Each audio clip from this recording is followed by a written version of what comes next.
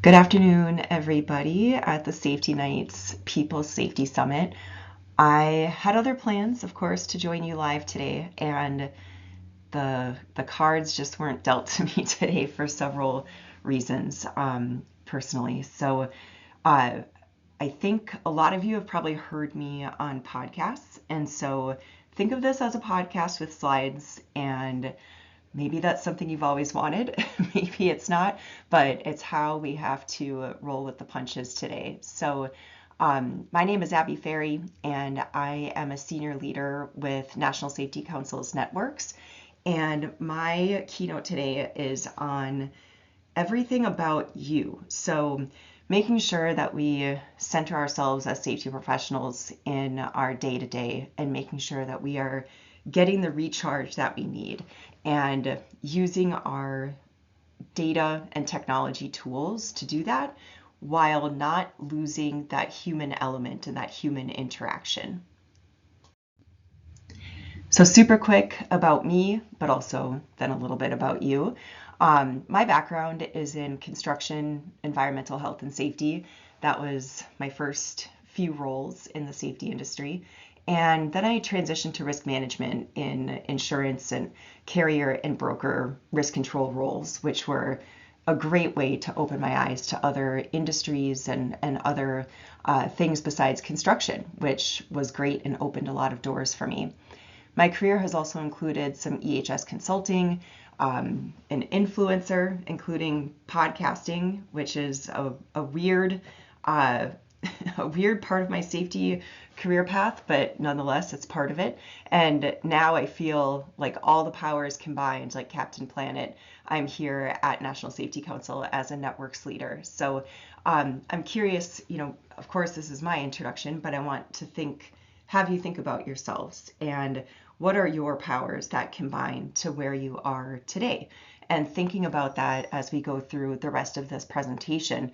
And maybe you've gotten away from some of the aspects of your career path that you actually enjoyed, or maybe there's parts that you want to explore a little bit more. So again, this presentation is meant to be focused on you and how you can prevent burnout, because I've seen this as a leading issue with safety and health professionals, especially those who are solo practitioners at their company, which I started out as, so I understand that, or those that have limited resources, which, let's face it, that's probably everybody in this current economy and where we're at in just the industry and the profession. So to explain even further my empathy for you all as safety professionals that are in there in the trenches, literally day to day, that we're processing a lot.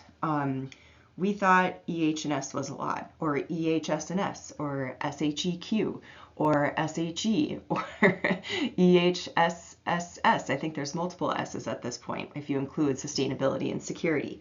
So we thought our job was a lot, right? Which it is. In our profession and in our personal life, we're making 35,000 decisions each day. It could be, just these small decisions of, do I want to walk over and get more coffee?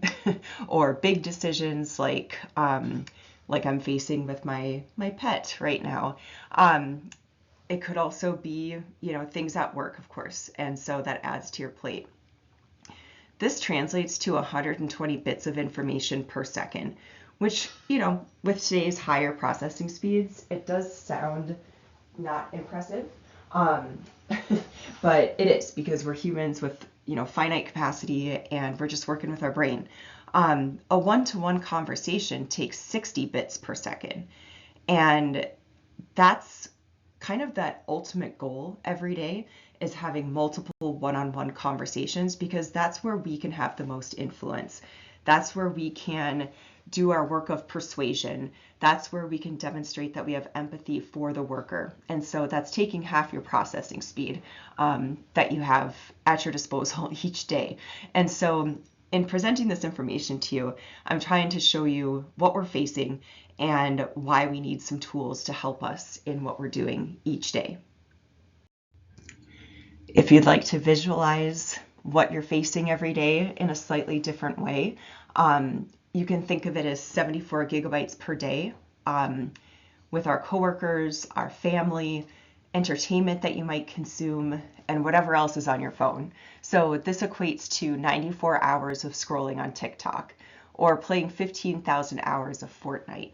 So that's a lot of processing, and it's no wonder that many people are feeling burnt out, whether it's in your profession, at your organization, or overall, having some moments of feeling that you just can't keep up. And this is why. If you were scrolling 94 hours of TikTok in a day, I would imagine a very frazzled looking face. Not a good thing. So let's get into our learning objectives for this presentation. Really the why behind this, and I've alluded to it, is that I'd like to encourage you to find some ways to use data and technology that you can deploy so you can streamline your safety processes. And the whole point is that this would enable you to have more time and energy and processing speed for those meaningful human interactions. So preferably one-to-one, because we need a lot of our processing speed to do that. So looking for those meaningful human interactions between the safety professional, and to maximize your influence, your one-to-ones could be with leaders throughout the organization. So looking at executive leadership, your direct leadership, operations leadership, and also, of course, I'm sure many of us spend time with frontline workers as well. And so anything you're looking at, evaluating as a technology tool, ultimately, it shouldn't make your job more difficult. It shouldn't add to your plate to manage the technology, to manage the tool, but it should be empowering you and enabling you directly to spend more time with humans, whether that's training, site audits, just conversations where you ask questions, you ask open-ended questions to build those relationships. Don't forget, this is the whole point. So speaking of cross-functional collaboration, I wanted to present this from, I think it was in 2023, that SHRM, the Society for Human Resources Management, had a summit, so a similar initiative to what Safety Nights is doing today. They call it the Vision for the Future of AI plus HI Work. And so AI, artificial intelligence, and you can guess what the HI is, would be human intelligence. And so looking at their visualization here, it just made me think that there's so many hats. So that's why I put these hats on the vision, is that not only are we wearing our safety hat, but we're also wearing maybe like a inquisitive curiosity hat. We're wearing this hat of ensuring psychological safety in your work environment.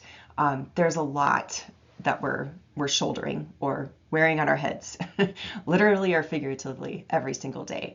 But I think the two things at the bottom here that I've highlighted, the human AI and the collective AI, that we are already in this moment of the workplace having AI as part of our teams. And so when this slide first came out from SHRM, the Society for Human Resources Management, agentic AI wasn't even a twinkle in anyone's eye yet. So you can see now how this kind of thing is, it's coming true, that AI literally is part of the workforce. And also in safety, we're privy to this neuroscience of change because the workers themselves sometimes there's fear about introducing artificial intelligence and innovation and technology into your safety program and processes. And so making sure that they understand how this is helping them with decision making, it's helping them analyze data and understand what's going on. So I just wanted to make sure that safety professionals understand that we are part of this future of work, and other disciplines are exploring it, and other disciplines need us just like we need them. And so if you haven't partnered with your human resources, make sure to talk to them and maybe even allude to this SHRM vision, and that'll be really impressive. You can credit me or not, I don't care. All of this innovation in our industries, at our individual companies, and artificial intelligence and tools related to that that are available at a personal level and also for business use they're really exciting. So it's okay to be excited about it, experiment with different tools. But as I look through these reports and different highlights looking for application and implementation insight, I'm not finding it. So that's where us safety professionals can come into play, that we are the enablers for innovation rolling out to the workforce. And so always think, when someone's saying that they've got the tech and innovation, always ask that question out loud. What about the worker? How is it helping them? Literally, what's in it for them? And how do we make sure we address any fears or apprehension that they might have? This is probably my favorite connection because it connects directly safety professionals to this world of innovation that you might think that you are not a part of. So in early 2023, the World Economic Forum released a report on worker insights on new technology, and so specifically manufacturing. So naturally, there's an AI-generated image from Midjourney on the cover, and so you can look at that. Looks kind of weird. But look at the table of contents. Does this look a little familiar to you? We're talking about communicating benefits, explaining the why, helping people become confident with the technology. 2.5 there on page 11, if you get this report, include workers in the exchange of ideas. Isn't this exactly what we do in safety when we're rolling out safety systems or rolling out safety initiatives, or as instructed in ANSI Z10 and ISO 45001? They have very similar tables of contents. And so what I want you to know is that you are the droid that the companies are looking for. Safety can be that bridge between whatever interesting innovation engineering or operations comes up with and helping to roll it out to the workforce, because you have the framework and you have the tools from doing this for safety initiatives. So we have what leaders are looking for in this innovating world. We already deploy these frameworks and strategies. And so this is something that we have to realize we have the foundation, we have the fundamentals to roll out innovation. It is a lot of new stuff, but the fundamentals aren't really changing. So I found this interesting and as a really great direct example of where EHS safety professionals can be that bridge for operations and innovation. But of course, I'm not going to say all innovation is great and everything is so wonderful. Always be skeptical. As you evaluate technology that can keep up with analyzing data to make it purposeful for you, you might find that you have a ton of data, but a lot of it lacks context. And so it's garbage. That's why I have Oscar the Grouch there.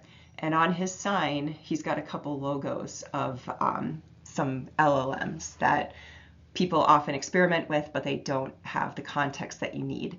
So use this information to evaluate the tech partners that you choose for EHS, because again, you don't want to introduce a tool that's making your life more difficult. Even the snazziest and easiest to use generative AI chatbot is only informed by a large language model and making connections really quick. It's not predicting anything. It's just predicting the next words based on the previous words. And it has nearly zero context for the workplace and safety.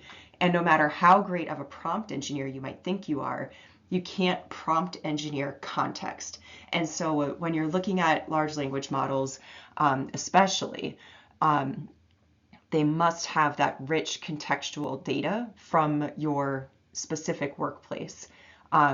Recent examples have been operators manuals for equipment used at a site, plus loss history from the insurance company, plus recent after action reports. And so these are rich in context for your specific workplace. So your prompt is going to yield a much better response. And so the age-old garbage in, garbage out, it's the same when someone coined that phrase about computers, I think back in the 60s, as it is now with AI.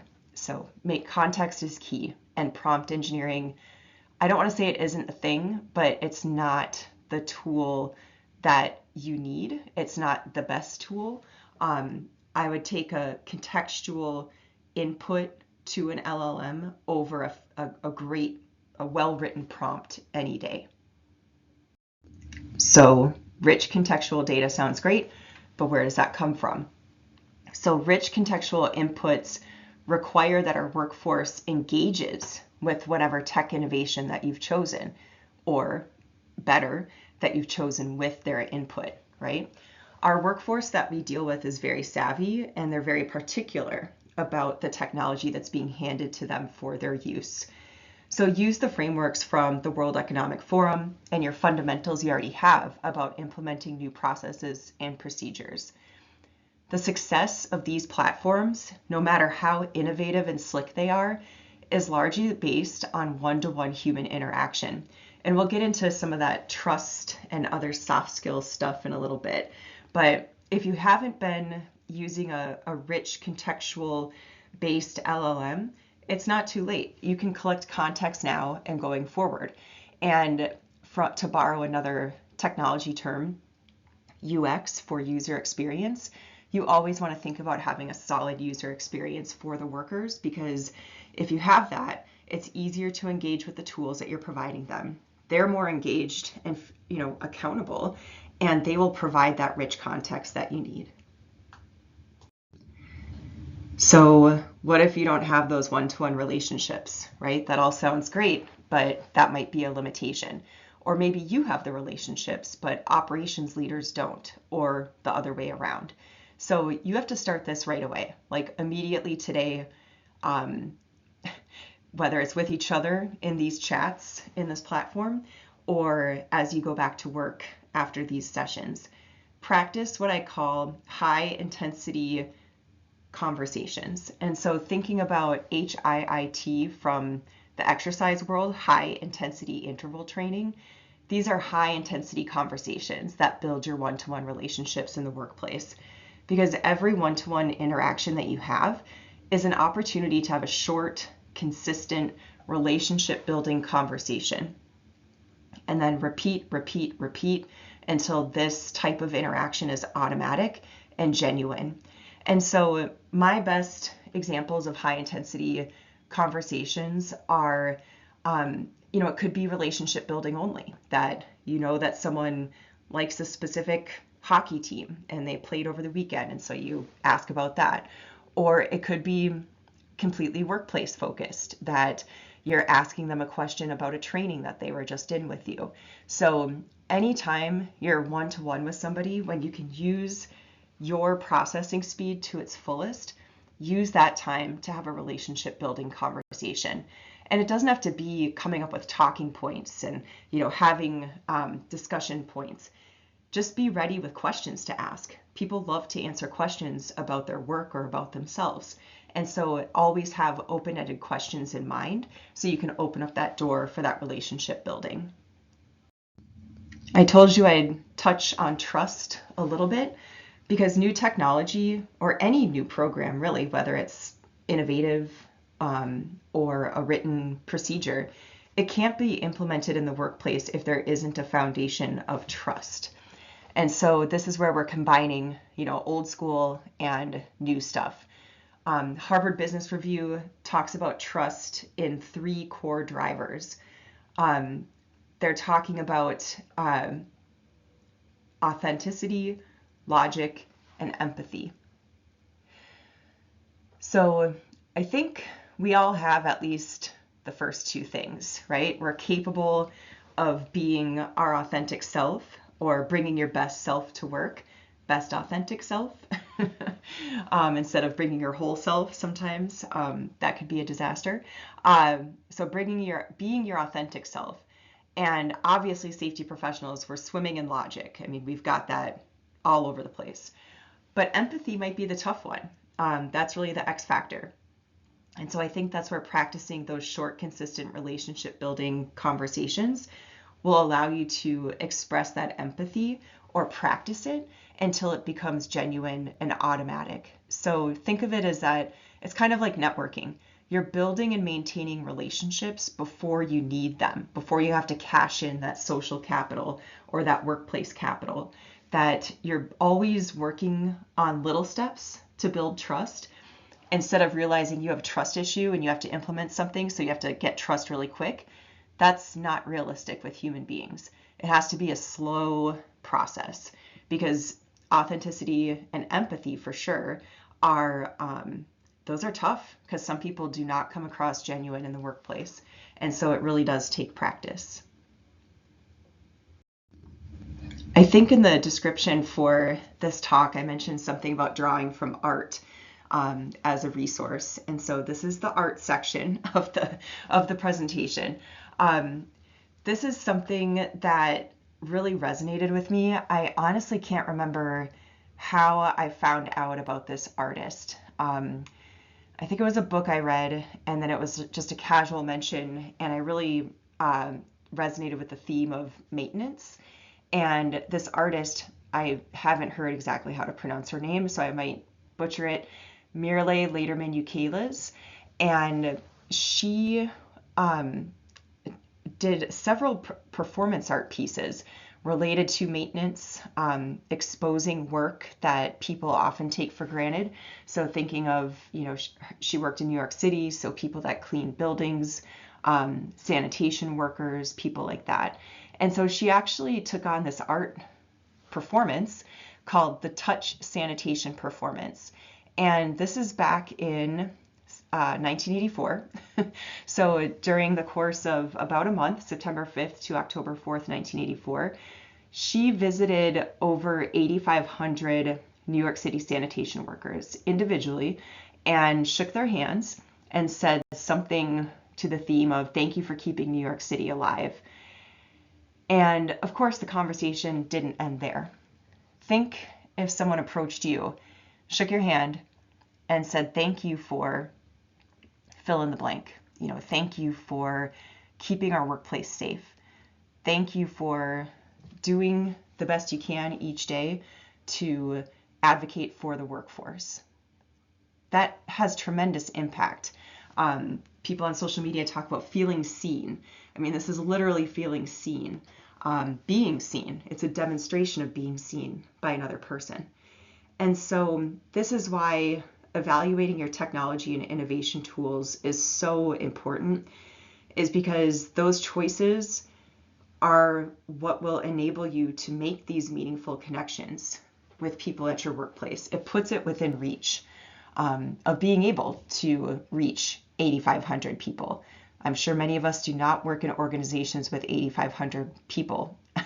So our work is easier, maybe, than this artist, that we actually can reach every single person in our workforce. And so this is where I put my rose glasses on again, of thinking technology and innovation is going to really help us out. But really, if we do evaluate great tools and use them, and we've got this rich contextual data from people, we feed it back to our platforms, we get decision-making points. It enables us to spend more time, more relationship building, more empathetic communication. It really keeps that human element in the picture as innovation just keeps sweeping by. Okay, so remember we talked about logic, empathy in the framework of trust. So let's just synergize these safety leadership concepts so far. And this is not a formula that's out there anywhere. It's just me being silly and trying to put something together. So technical expertise plus precise data, or maybe contextually rich data processed by artificial intelligence tools, to the power of the empathy available to you on a given day equals compassionate safety leadership and true technology-driven empathetic leadership. Notice I said empathy available to you on a given day. We're not all going to be the most empathetic leader every single day. So as long as we have our technical expertise and we've got the data helping us, our empathy can kind of wax and wane, because we're human beings. We're not always super zen like the sloth in the surfing van. So again, You can have all the data in the world, and trust me, I used to get really jealous about the massive data sets of some other platforms when I was in other roles. But if those data sets aren't rich in context from an engaged and accountable workforce, you have garbage. You have garbage output from a fancy new machine. So really keep in mind this garbage in, garbage out as we're looking at large language models, graph neural networks, other artificial intelligence platforms. We want to keep, do you see Oscar the Grouch in the image? We want to keep him away from these two very engaged leaders in the workforce. So I love Oscar just as much as anybody else, but we do not want trash with our data. So again, this is also a method you can use to scrutinize all those tech innovations that are thrown your way, because I know us safety professionals are being targeted and marketed to with all these great artificial intelligence tools, but sometimes you don't need what they're offering or specifically what they're offering.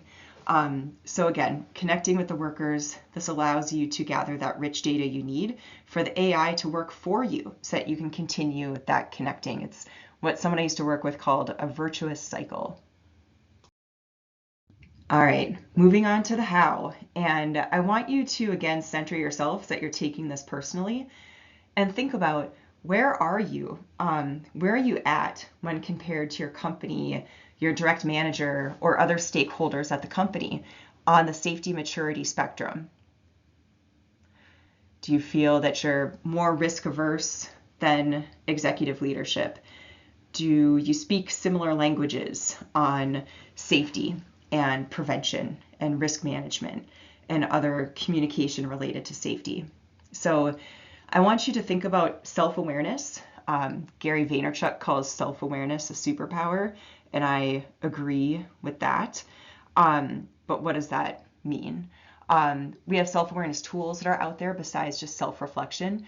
There's safety maturity assessments you could use to uncover these gaps between perceived and actual safety communication and risk appetite. So I'm thinking right now of the gap between you as a safety professional and those in leadership at your company. It could also be a gap between you and the frontline worker or the frontline worker and their supervisor. So then the most important part is that you use these insights to focus on making incremental improvements. So since I work for the National Safety Council, I wanted to make sure you all saw that we have a tool called the Safety and Health Maturity Assessment. And this will give you one of these badges, digital badge that tells you, kind of what you are. So it's a little assessment of where you're at in your maturity of safety and health. And you could also take it kind of like as your company's voice to see if there's a difference. And so this tool is free. It's open to anyone, whether you're a NSC member or not, just to see where you're at on your safety journey. And then there's also a personalized action plan that's delivered after that. And so with people's input, we plan to continuously improve this tool. So it takes about 15 minutes, if that. You can access it through this QR code, or I think it's nsc.org/MAP, like MAP, Maturity Assessment. I forgot the last part, what the P stands for. I think we changed the acronym. So, but it's still the same tool and the same tool being iterated. So we've got Safety Explorer, Adopter, Integrator, Innovator, and Visionary. So it's kind of on that spectrum from, safety curious to being like full on, safety forward. Of course, there's lots of other assessment tools out there. NSC has some culture assessments and safety maturity assessments that can be administered as a third party. So you can check into that as well, or other resources that are out there. So getting into the external why and how. And this is something I've only recently started to ponder about the concept of moral intuition. So this is where we develop effective methods for communicating safety value to executives, where we're translating our moral intuition as a safety professional, where we feel often that we don't need to sell safety, but we work as part of a business. So we do need to translate that into data-driven business cases so we can get that support from others, other department leaders, our own manager, executives, etc. And also personally, again, looking at this from your perspective, this also helps you prevent professional burnout. It's all about being aware of the situation you're in, the tools you have to, make small steps or incremental change as needed. So you're not banging your head against the wall, trying to fight the good safety fight every single day.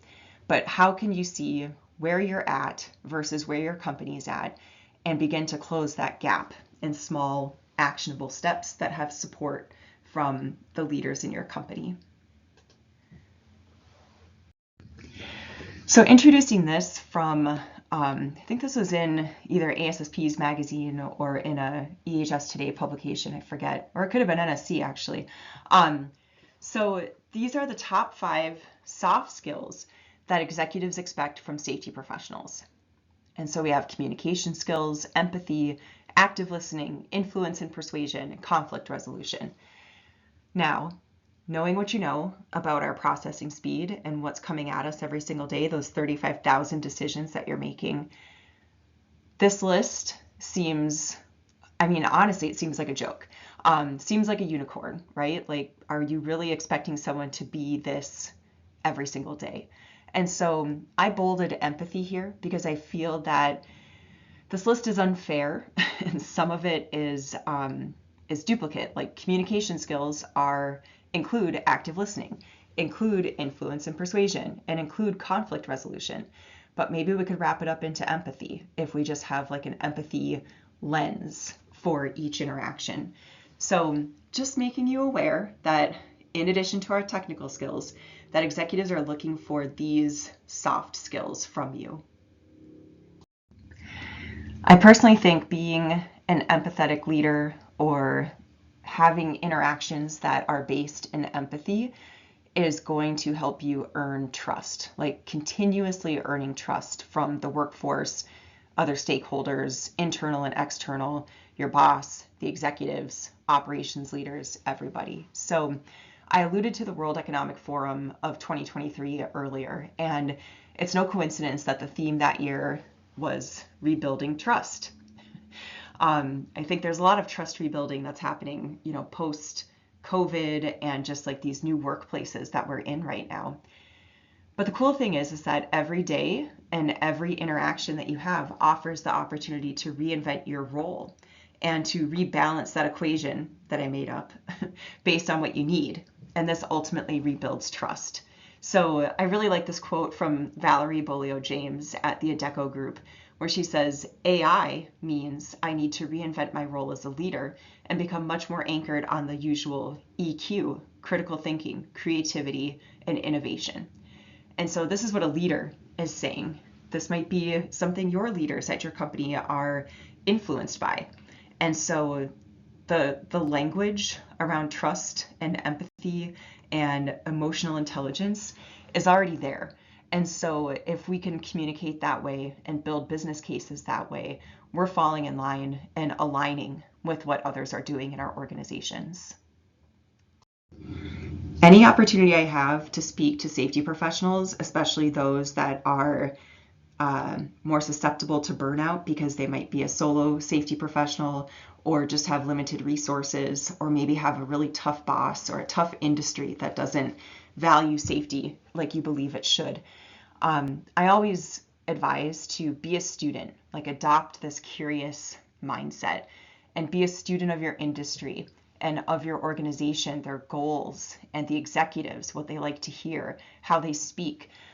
That will give you a lot of clues into how you can communicate with them, ultimately making your job just a little bit easier and hopefully preventing that burnout. So being a student and on the other side, collaboration is actually fun. I think it's a more fun way to approach the workplace. I've always felt that safety professionals are very privileged, that we have the opportunity to kind of make our own field trip every day. We can connect with the workforce on up to executives, maybe all in the same day. Who else moves within an organization that way? I know that, people in accounting, they're in their office. They're not out on the manufacturing floor and then delivering a presentation to leadership later. We have a truly unique profession. And I think if we start to focus on those positive aspects and how good we have it, that can help prevent some burnout too. And so I think adults, especially safety pros, we like to learn. And so I think this is a natural piece of advice to help prevent burnout, is to be a student. And then speaking the language. Once you learn some things about what's going on at your organization, align your safety goals with the organization's larger goals. Use some of the same words. Find how safety can power some of these other goals. Find how you can collaborate with department leaders. If there's something that they're struggling with, how can safety empower what they're doing? And then, of course, change it up as tolerated by you or as tolerated by the executives and managers, and as it amplifies your message. So continually refine how you're communicating based on what you learn, but also as you're listening. This can change a lot if you start to hear different terms or different focus being communicated throughout the organization. You need to add that to what you're talking about as well. So I like to end with a call to action. I really do think it is within the safety professionals' realm that we can and should advise our companies on the technology and innovations, whether it's AI or robotics, whatever it is that your organization is deploying, to make sure that it's used ethically. Because ultimately, we're probably going to be at that edge of introducing it to the workforce one-on-one, where our relationships that we've built will be put to the test. And so it's important that you're behind the things that you're communicating as well, because you've built those relationships and now they're being leveraged to implement something new. That's a big deal. I think you should continually collaborate and genuinely and empathetically connect with the workforce. I know that's hard. And again, if it's not feeling genuine, keep practicing, keep asking open-ended questions until you feel that empathetic connection is coming out. I think if we do this, especially collaboration and connecting even with each other, I think I kind of left that out, that a lot of this message has been focused on strategies to use within your own organization. But I think this message of collaborating and connecting can be used within our safety professional community as well, because you might think you're alone, but it's likely someone else has experienced or is experiencing the same struggles that you are. And so that collaboration and connection amongst each other is so huge, because who else knows what a safety pro does besides another safety pro? I think that's why a lot of these virtual connections like safety nights and other virtual events started to be so popular, is that it was a community that we were seeking amongst ourselves. And I think it's really important. And I see it on the safety nights boards every day that people are connecting. They feel safe to ask these questions, and people are happy to give that time to help someone that's struggling. And just remember that if you choose not to do these things, if you choose not to be a student of your organization, not to assist with ethically rolling out technology use to the workforce, not focusing on being an empathetic leader, that's okay. But we'll all know who is using the technology well and who is not. So this is really a critical time to understand where you're at and where things are going, even though kind of that part is unknown. So digging into that and just knowing that if you're focusing on evaluating technology tools to the best that you can, so that it's actually solving issues for you and not creating more, and that you're focusing on empathetic communication and leadership, that you will be able to weather what's coming up next. Because who knows what that is? I don't know. That's not what this presentation is about. We could talk, probably all day about what's going to happen with robotics, what's going to happen with agentic AI, but that's a conversation for another day. All right, and the other call to action is that self-awareness piece. And so I just wanted to bring the NSC Safety and Health Maturity Assessment back up to the forefront in case you didn't catch that QR code the first time.